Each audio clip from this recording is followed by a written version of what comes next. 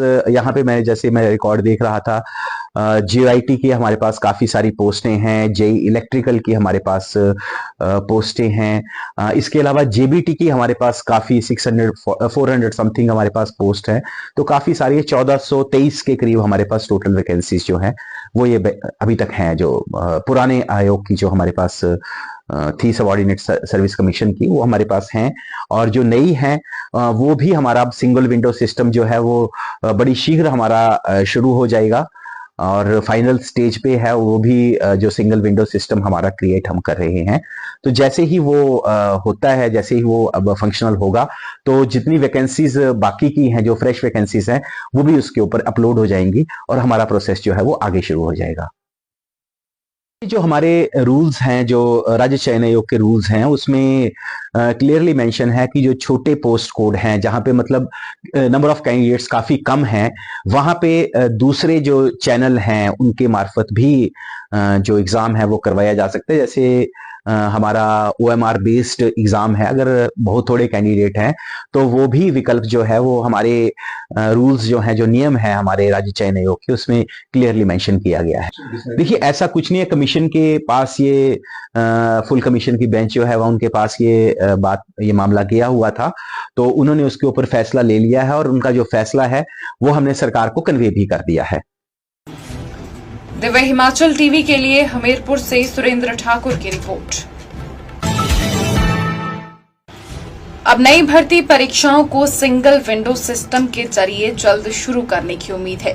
वहीं 80 post code के तहत 1423 पदों की भर्ती प्रक्रिया भी अब आगे बढ़ने की उम्मीद है। 2 वर्ष से भर्तियों का इंतजार कर रहे प्रदेश के हजारों युवाओं के लिए यह बड़ी राहत होगी। बीते वर्ष भंग किए गए कर्मचारी चयन आयोग के दौर में विज्ञापित भर्तियों के पात्र अभ्यर्थियों को कम से कम 2 साल अधिकतम आयु सीमा में राहत देने की तैयारी भी प्रदेश सरकार की है।